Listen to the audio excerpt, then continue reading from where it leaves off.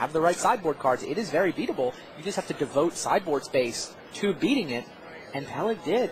Prior to their semifinal matchup, Pat Chapin and Gabriel Nassif were on the sidelines talking. Yeah. And they were not talking about their matchup. They were not talking about playing Otsuka.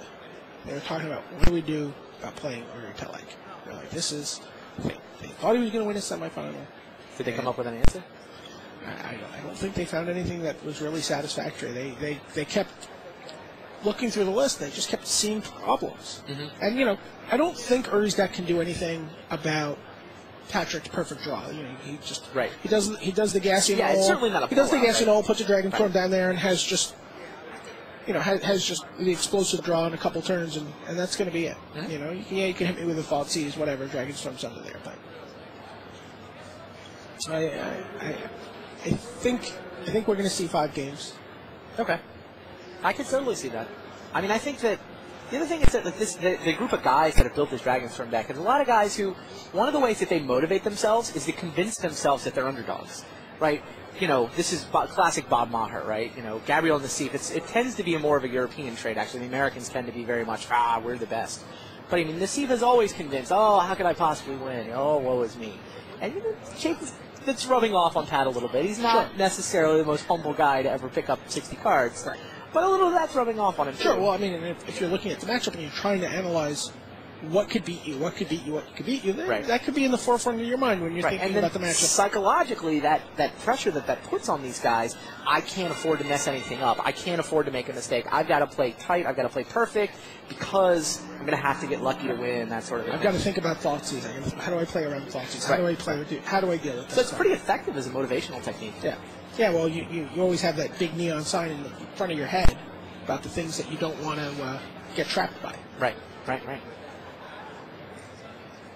So, who do you like? It's time to make a pick. You know, so many times over the years, there's been a deck that has evolved over the course of the tournament as the deck. You know, whether it was in Paris with the Cadaverous Bloom deck, whether it was, you know, the Illusions Donate, Tinker, you know, the deck that defines the tournament tends to win. I mean, I just feel like the story seems so much more coherent somehow with the Dragonstorm deck winning that I think that's the deck of the weekend. I think that I bet this match isn't as bad as those guys are saying. Well, I'm gonna pick Chapin. I 4-0'd my quarterfinal predictions. You did. It's true. I 0-2'd my semifinal predictions. Okay. I thought Otsuka was going to beat Peleg. And not that much difference between Nassif and Chapin. Yeah, well, but I still thought Nassif was going to get through. Sure. But I'm going to go with Peleg here. Okay. I think their fears are warranted, especially for potential 4 sideboarded games. I think it's we shall see. Absolutely. We shall see pretty much right now. Stay tuned. We'll be right back with championship match coverage here from New York.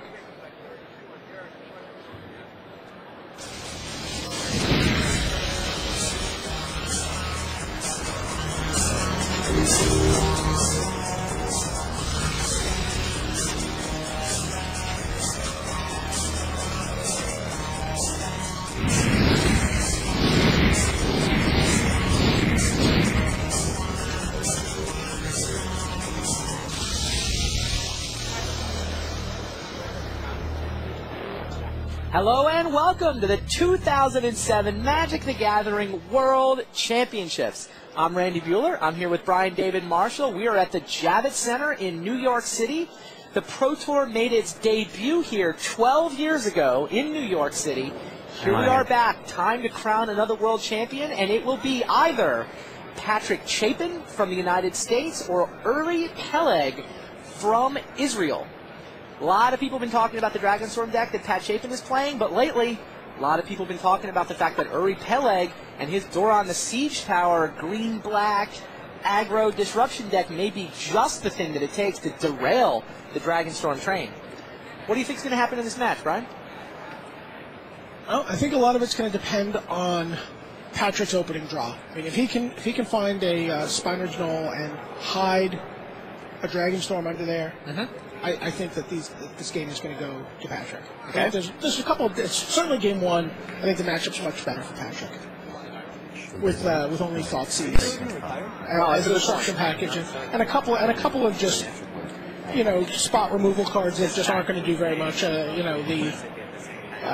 There's dead cards that Peleg can block. Yeah, it's a good point. I think Pat really needs to win game one to have a good shot at his matchup. This thing's get a lot worse for him after sideboarding. I think this is his free game. He needs to redeem it. That's 3 out of 5 matchups, and these guys get to play sideboard as soon as they get to game 2. They can play sideboard. They can play sideboard with full knowledge of the contents of their opponent's deck. So they're going to make their decisions. They're just not going to sideboard. They're also going to sideboard expecting their opponent to make certain sideboard decisions. Do you know the card Ignite Patrick Memory? Chapin is in the 3rd top 8 of his career. He started out playing on the Junior Pro Tour way back in the very first season of the Pro Tour 12 years ago. 3 top 8 as a junior, 2 top 8s as a master back in season 2 and 3. I think we agreed to call it 3.25 top 8s for him. He wanted to claim pi. He wanted to say this is his Pyth Pro Tour top 8. Uri Peleg has been playing the Pro Tour almost as long. I think he's played 5 different World Championships. But he's not a happy man right now because that was a 6-card hand, and he doesn't seem to be happy with that one either. Okay, Bird accelerated to nothing. Yep. Peleg has been a member of the Israeli national team on, if I'm not mistaken, I think it might be 5 different times. And this is the first time he's busted through to the top 8, however. And Israel made a run at the team title as well. Right. Is he still playing? His previous top finish was, I believe, a top 32. Makes sense. A Couple of Pro Tour veterans. Uri looking, laughing, not happy with those 6 cards. I mean, if he keeps Bird into nothing, he's basically depending on the top of his deck, and that is, in fact, exactly what he's going to do. So Chapin leads with the Gassy Knoll. That's a land, that's an Incinerate, another Incinerate. Ooh, just an Incinerate. Not what Chapin was hoping for. But sticks an Incinerate under there for later. All right. Peleg, what else does Pat have? He's got a Lotus Bloom.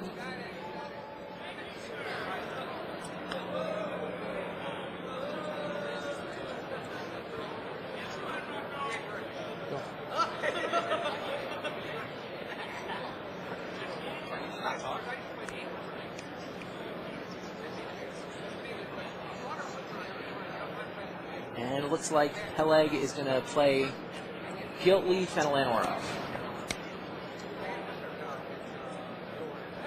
So Peleg did draw Garrick off the top of his deck.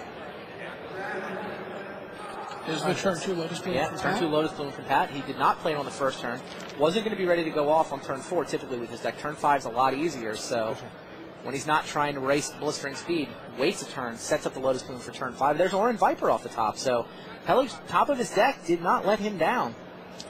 Turn 1 Elf into turn 2 Orin Viper. It's not a ton of pressure, but he gets another card. He's set up for Garrick on turn 3.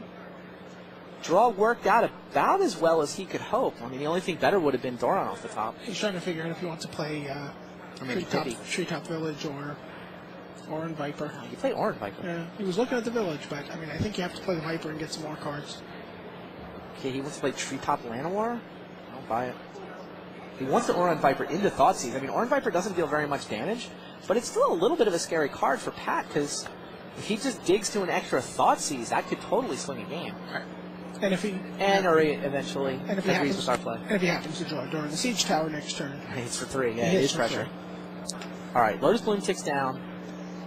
Fungal Reaches charges up, and Pat draws another card. Another Knoll. Do not have an angle to see these cards. But it was a quick decision. Ooh, my spotter on the floor says that was a quick decision because there were 4 lands to choose from. Second Lotus Bloom helps.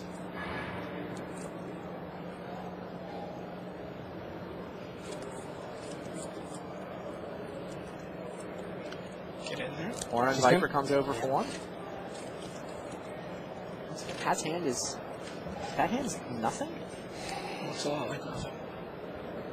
Huh.